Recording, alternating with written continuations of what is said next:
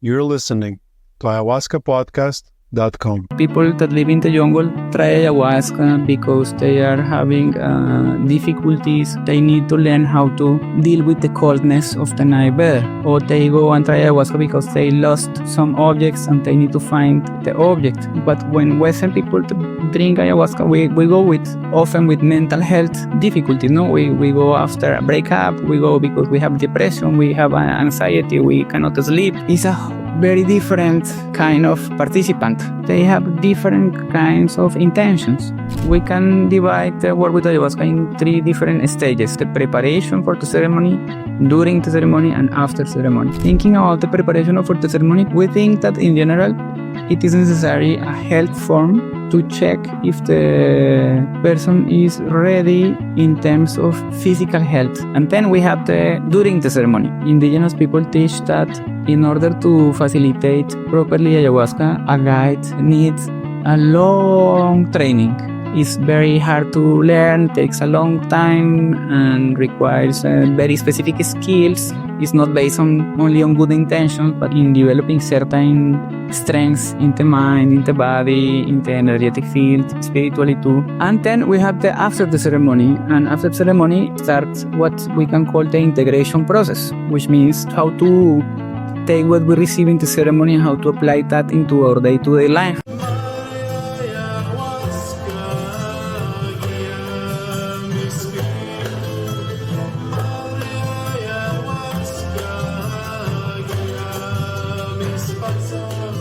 Hi guys, and welcome to Ayahuasca Podcast. As always, with the host Sam Believ. Today I'm having a conversation with David Londoño. David is a Colombian psychologist and a researcher at ICEERS, the International Center for Ethnobotanical Education, Research and Service.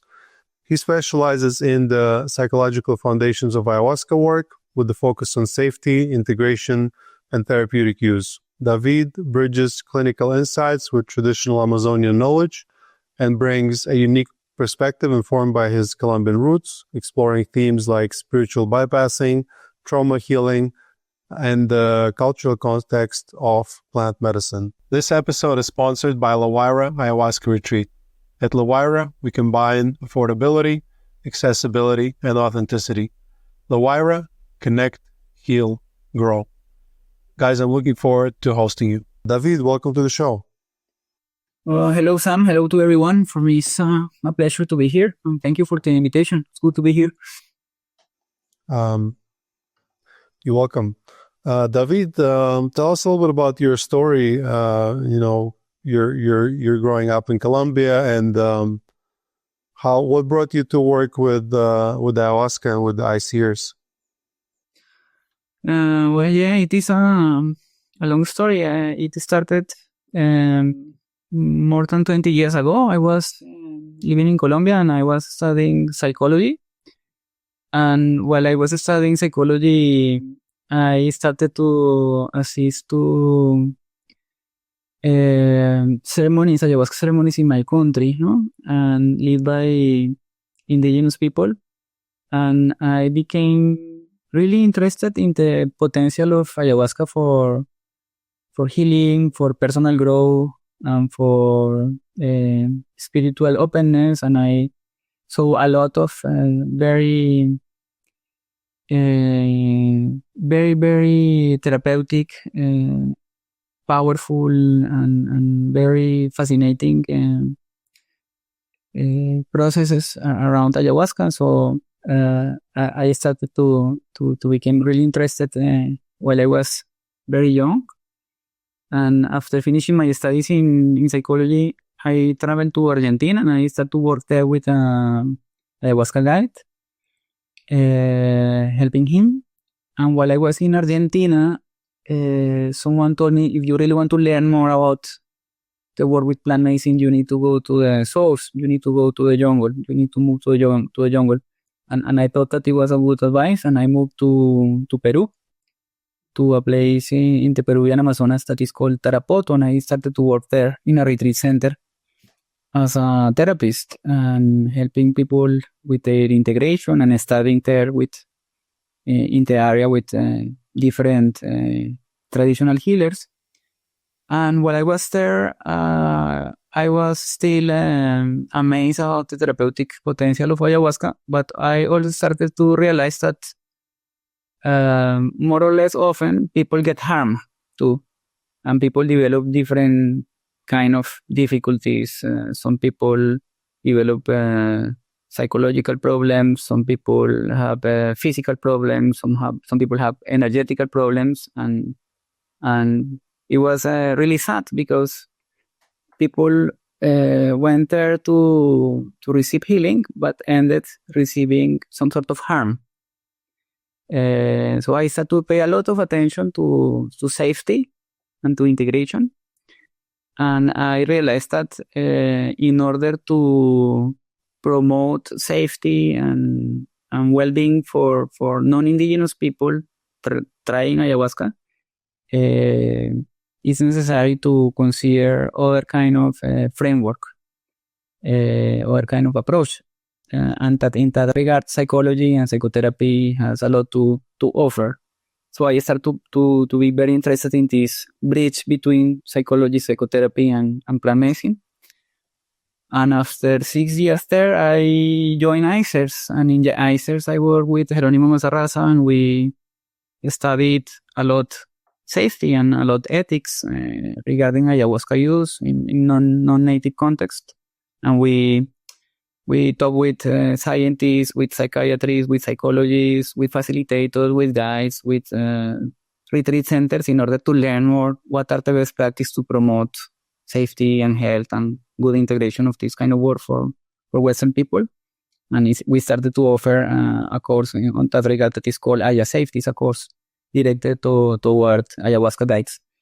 So, and after 20 years, I'm still very, very interested in this bridge between psychology, psychotherapy, and plant medicine, particularly ayahuasca, San Pedro, and Amazonian medicines. And yes, that is like the summary of it. I work in the ICER Support Center, and we receive constantly consultations from different parts of the world of people that have some sort of difficulty around plant medicine, some sort of problem, some sort of conflict, some sort of confusion, and so on and so forth. So we pay a lot of attention to these difficulties and to how to prevent them, how to work with them when they appear. Yeah. So I'm not Colombian. I'm originally from Latvia, but I live in Colombia. And just like you, I also started my journey with the medicine here in Colombia. And my first ceremonies, they were, Colombian style ceremonies around big cities in Colombia, like around Bogota, Medellin.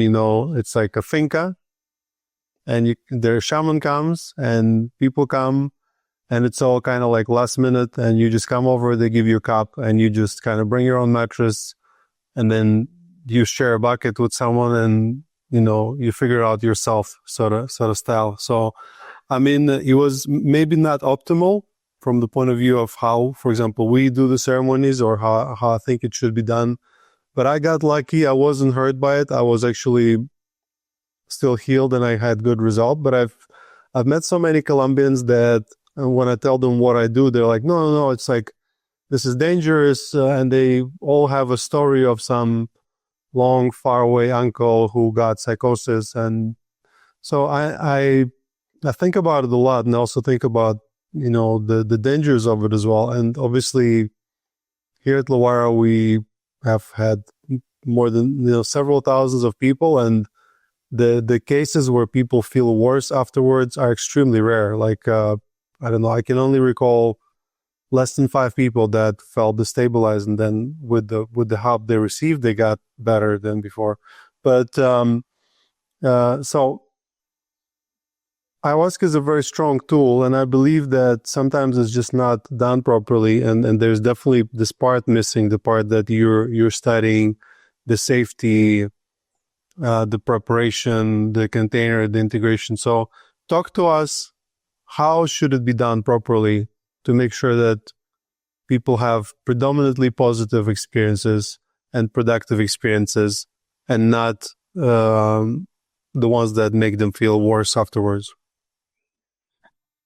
Well, this is a very important question and also very complex question, no?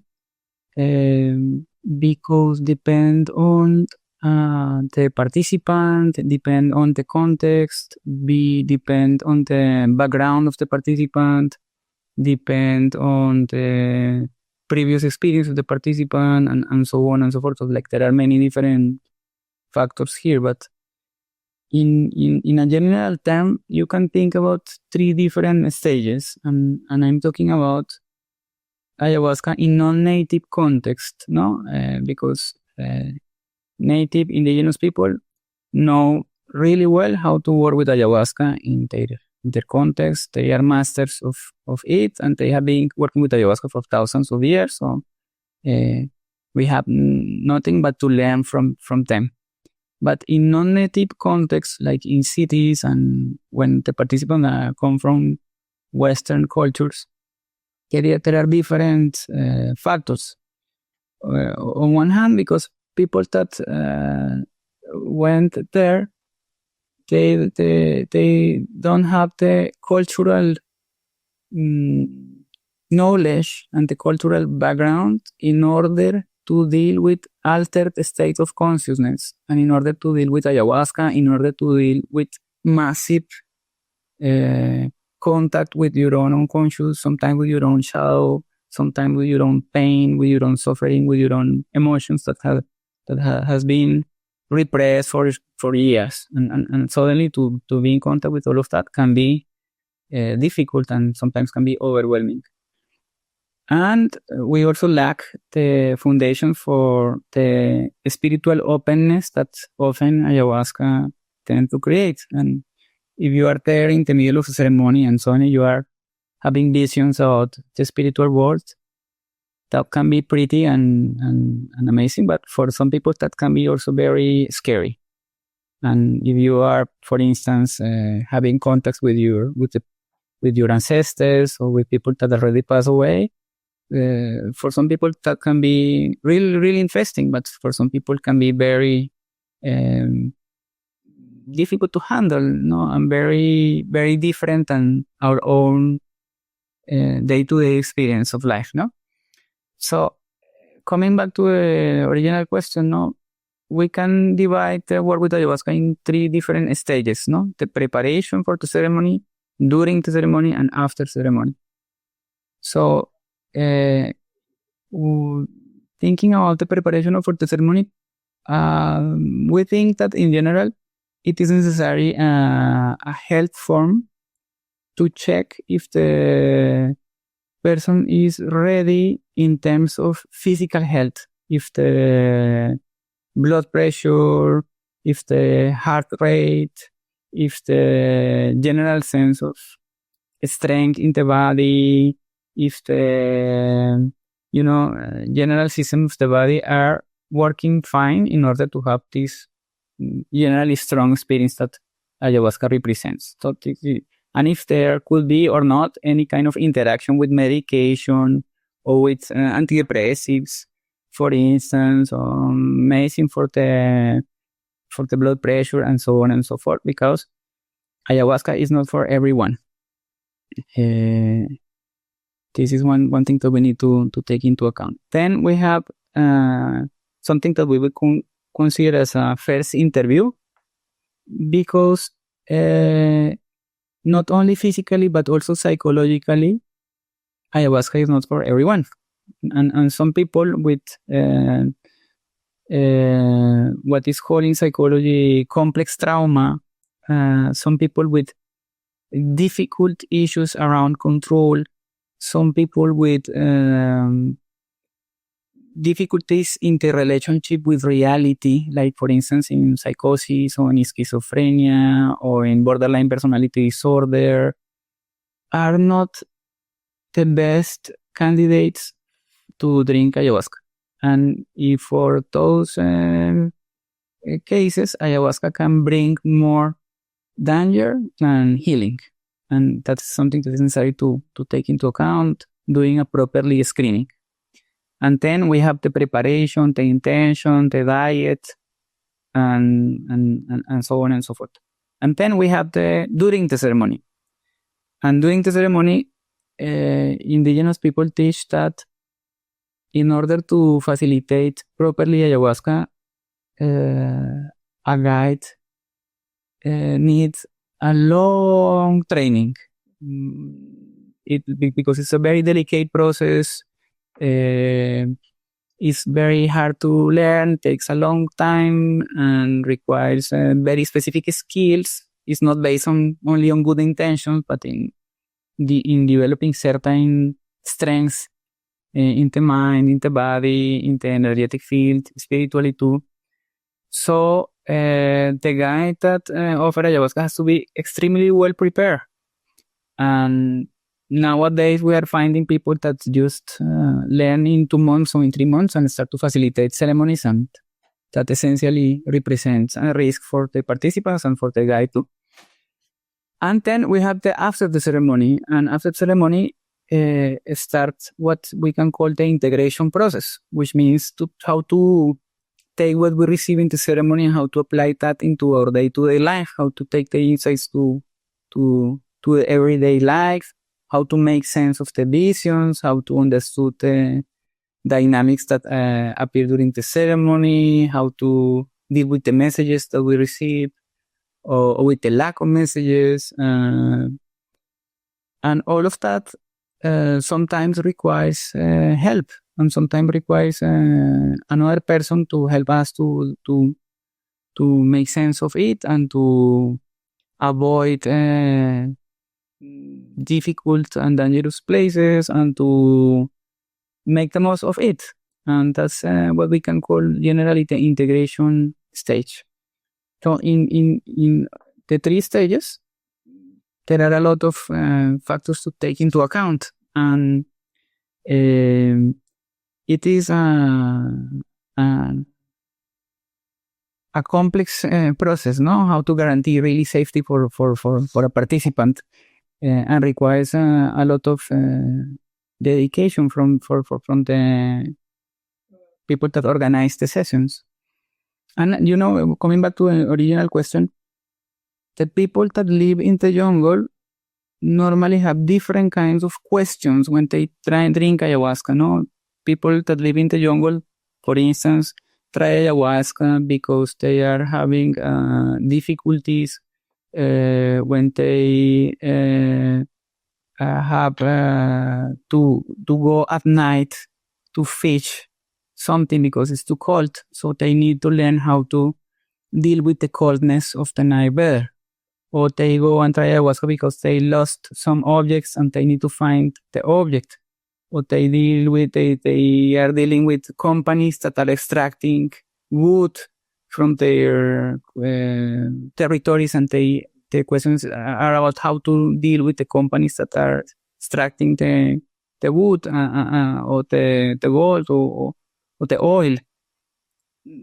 So they have different kinds of intentions. But when Western people drink ayahuasca, we go often with mental health difficulties. No, we go after a breakup. We go because we have depression. We have anxiety. We cannot sleep.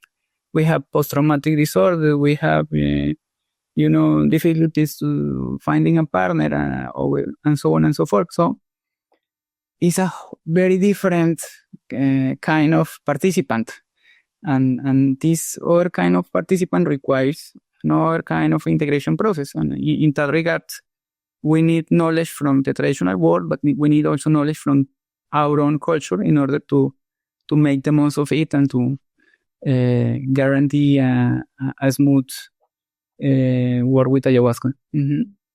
Yeah, that's a very good explanation. Thank you. The analogy I like to use is, ayahuasca is a very strong tool. It's a very powerful tool for mental health and for many other things. But if you think about tool, for example, if you take a hammer, you can take a hammer and you can use it to build a house. Or you can take a hammer and you can punch someone in the head and kill them.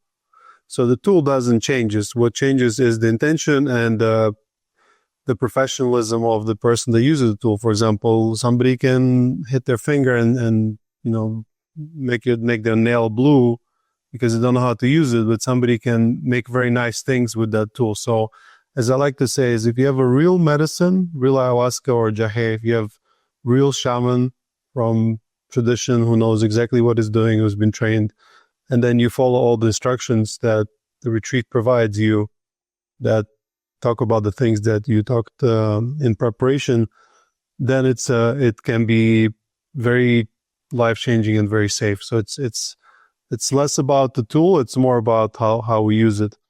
What I want to talk to you about, because I don't have that many Colombians coming to my retreat.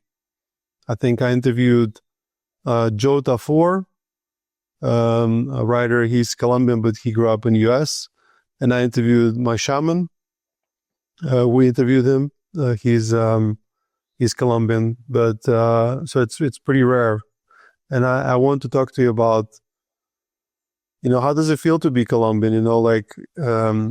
Here, if I'm not a Colombian, but I'm dealing with those cultural misconceptions every day, and sort of working on slowly rebranding this country from drugs to medicines, right? How does it feel? You're in Spain, for example. When you say you're Colombian, the people always say, cocaine and Pablo Escobar, and how does it feel? How do you react to that? And the other part of this question is, being a Colombian and growing up in this culture, what have you observed as an attitude of people towards ayahuasca or jahe, as it's called here? For Colombian people, you mean? Or Colombian, yeah. Yeah, it's interesting. Yeah, indeed, there are many prejudices around Colombia, and people imagine some sort of territory full of cocaine and war and narco traffic and a huge jungle and people just using small boats in order to move from one river to the next one, and a very complicated place in terms of war and so on and so forth. But indeed, Colombia is a huge country. Yes, has jungle, but has many cities and many urban areas.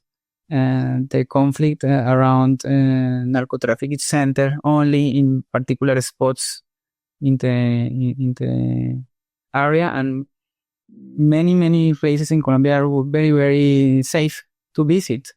So it is very sad, these prejudices that are still very installed in many different countries, and Colombia is full of different treasures. Among them, the many different ethnic groups that are still alive and that keep taking care of their knowledge and their traditions, and keep taking care of the earth and honoring their own cultures and fighting for survival in modern times.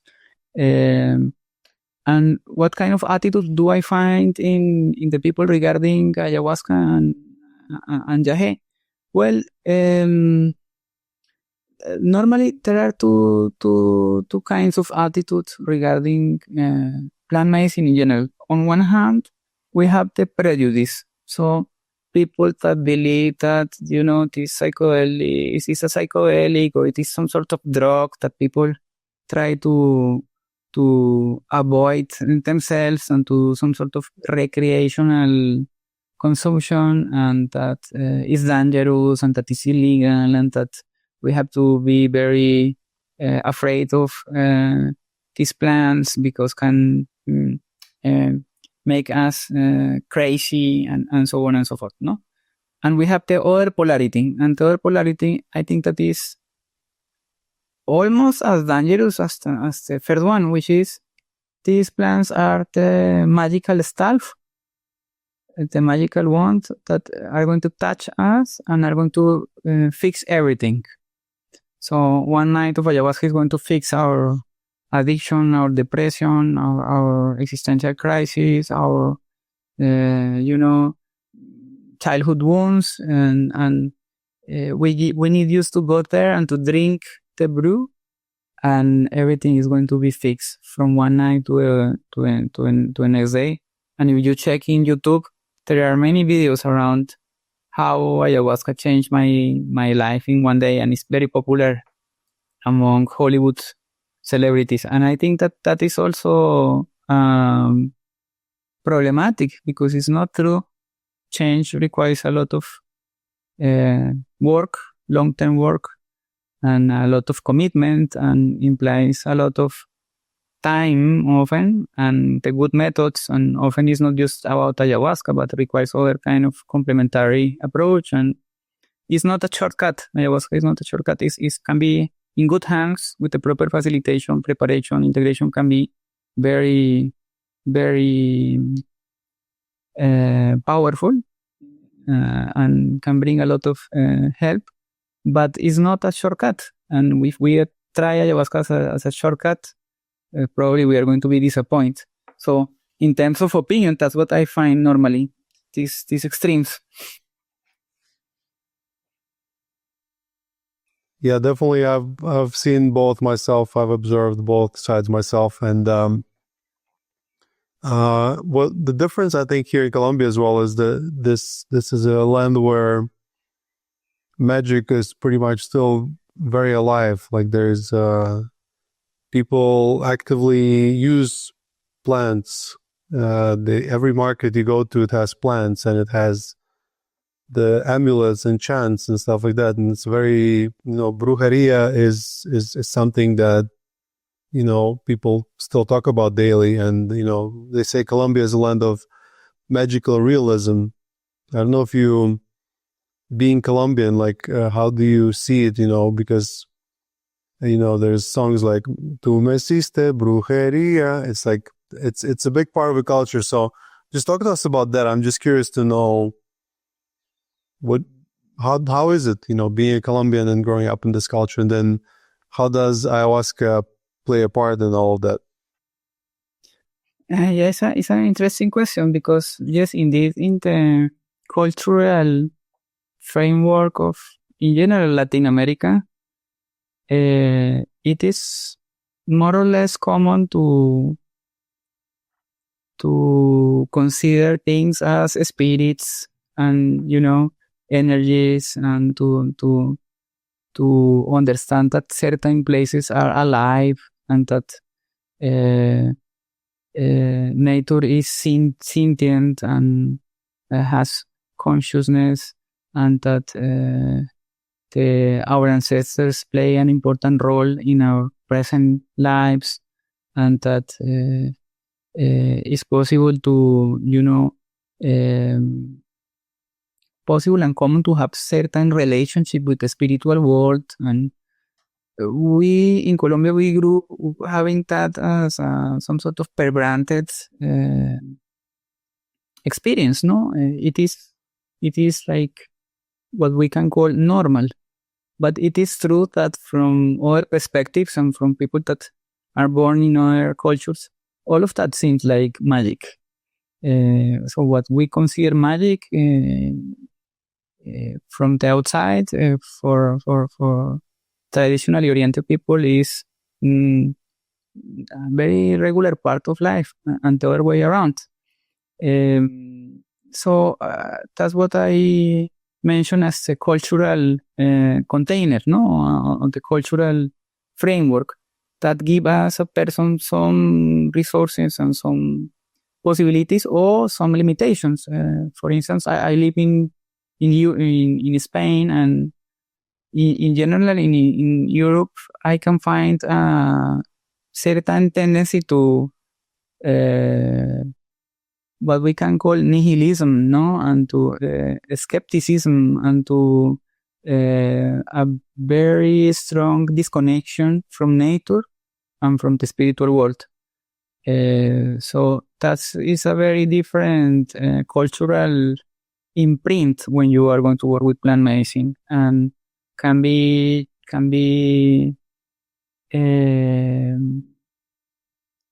challenging to enter into our territory, in which the rules are different and the framework is different and the paradigm is different, but can be also very enriching because you learn a lot when you participate in other cultures. Definitely, I think the indigenous people, even in big cities in Colombia, the culture is still very much so mixed, so that some of the culture of plant medicines and connection to nature, it still remained mixed in with, even in big cities.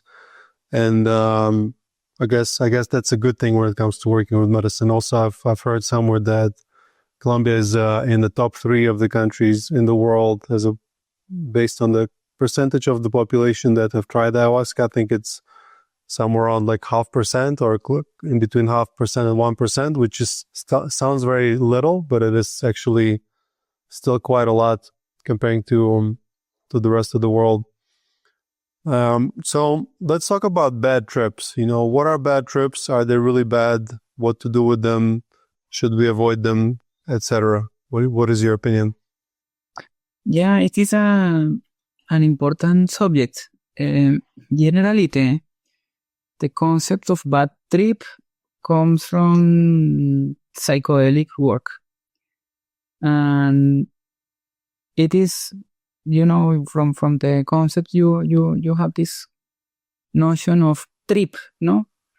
Which originally is very associated with drugs and with recreational drugs and with drugs used to entertain yourself or to avoid certain pains or certain suffering that you can find in your own life. So when you try ayahuasca or master plan work, the approach is very different. In one hand, because we don't drink, I think we should not approach ayahuasca as a recreational substance or as something to avoid life or avoid our own difficulties, but indeed is something that can help us to connect with ourselves and to connect with our own lives and to connect with others. And that sometimes implies certain suffering, because if we have been trying to avoid, for instance, our own anger or our own sadness or our own grief for some years and suddenly we try ayahuasca in order to develop the therapeutic process, make us to connect with these difficult emotions and to, for instance, to contact our own sadness or our own despair or our own anger, we can believe that is quotation marks a bad trip, but indeed is part of the therapeutic effect of the plant that is helping us to touch and to go through all of that in order to elaborate those moments of our life and those unresolved wounds and so on and so forth. Can be painful, but it is for a good reason. It is part of the work. And sometimes people are confronted with very difficult situations of their lives, or with very, very difficult memories, or very difficult relationships, and they ended thinking like, oh, this was a bad trip because it was not, I was not feeling happy during or afterwards. But indeed, from the therapeutic angle, it was a very good therapeutic experience because it helped the person to realize all of that and to go through it and to liberate part of it and to have realizations and so on and so forth. So depend on the perspective. But also sometimes people have journeys in which, because a lack of preparation, a lack of screening, a lack of integration, or just bad facilitation during the night, people get harmed. And people get experiences with ayahuasca that can be traumatic, that can be harmful, that people drink too much, people drink too fast. Just today I was talking with a person that drink more than 10 times in just 1 month without preparation and without integration, and the person ends developing some sort of anxiety disorder.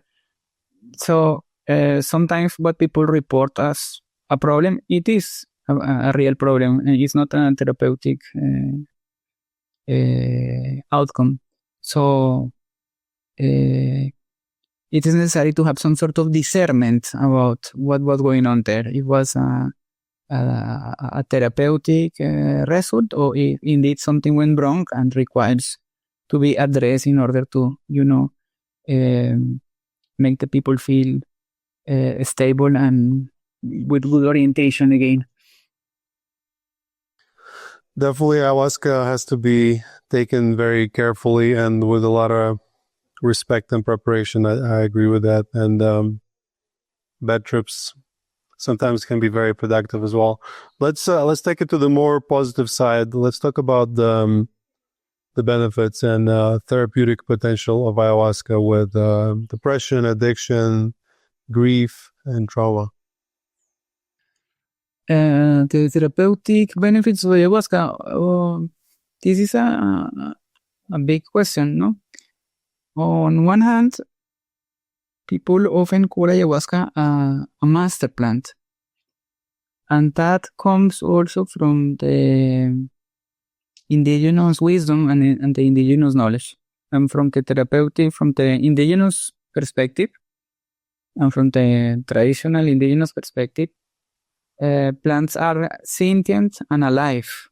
They are not just an object that is there in order to humans take advantage of them, but have a soul and have intentions, and you can develop relationship with them, and they can teach you different types of knowledge. So when you drink ayahuasca, ayahuasca can teach you about many different things, and that can be extremely therapeutic.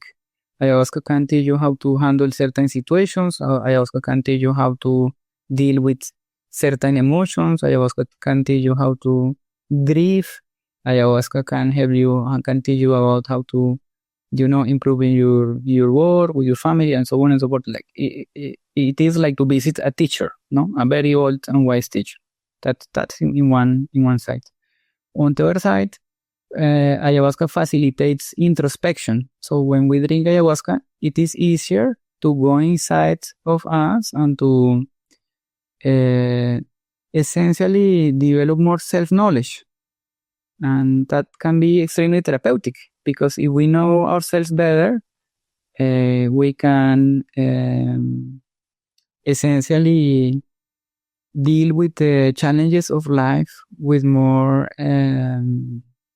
preparation and with more wisdom. No, we need to know ourselves to live better with ourselves and with others. And self-knowledge is like an essential aspect of life for many, many different wisdom traditions. And ayahuasca facilitates that introspection and insights. It's easier to develop insights when we are in the altered state of consciousness that ayahuasca help to appear. On the other hand, ayahuasca is purgative. And in different areas of the jungle, healers call ayahuasca the purge, no? Emphasizing or focusing on the cleansing aspect of the ayahuasca. And that means that ayahuasca helps us to clean our mind, clean our bodies, clean our emotions, and clean our energetic field. And cleansing is a very important aspect of traditional medicine. And traditional healers work around cleansing because that is an important aspect of the prevention of illness, and also an important aspect of the, health. So in the jungle, in certain areas, when people have problems with their works or with hunting or with their relationships, they go and they ask for a purge. And cleansing is a very important aspect of traditional medicine. And ayahuasca brings cleansing. This is another therapeutic aspect of ayahuasca. And ayahuasca also often for people at some point help to reconnect with spirituality. And in a world where there is a lot of discontent with religious traditions and a lot of distrust around religion, and many people, develop some sort of atheism, as a consequence of the distrust regarding the religious institutions. It's very important to reconnect with spirituality in a way that is not dogmatic, is not mediated by an institution. It is not mediated by a particular dogmatic religion. No, it is like a connection with spirituality, and that can be extremely therapeutic. And on the other hand, ayahuasca helps us often to reconnect with nature, because we live in apartments, we drive cars, we use our mobiles all of the time, and gradually, without realizing it, we lose connection with earth, and to feel part of nature again can be very important for health too. So, and then we have a specific therapeutic effects of ayahuasca, helping people to reprocess certain wounds from different perspectives, like can happen when someone is dealing with trauma in a good context, of course. Can help people to recover some sense of direction in life,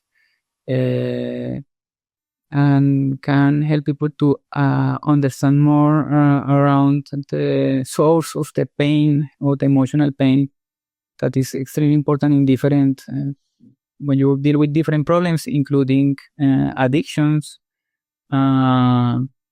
So the list is big, and we can talk about it for hours, but of course has many important therapeutic effects. Yeah, we can talk about ayahuasca for many hours. That's why I have this podcast and now close to 100 conversations about ayahuasca and from a very different angles. David, thank you so much for your knowledge. Thank you for your perspective. Where can people find more about you, where they can learn more about your work? Yes, if you check for my profile in Google, you can find my David Londoño psychology. If you look for that, you can find my profile in different websites, and it's possible to connect with me. Perfect. Thank you, David. Thank you for the work you're doing. Guys, check him out. He's it's very important to look at the safety of this work. I will see you in the next episode of Ayahuasca Podcast. Thank you for listening. Thank you for the invitation. I hope you enjoyed this episode. If you'd like to support us and psychedelic renaissance at large, please follow us and leave us a like wherever it is you're listening. Share this episode with someone who will benefit from this information. Nothing in this podcast is intended as medical advice, and it is for educational and entertainment purposes only. This episode is sponsored by La Huayra Ayahuasca Retreat. At La Huayra, we combine affordability, accessibility, and authenticity. La Huayra, connect, heal, grow. Guys, I'm looking forward to hosting you.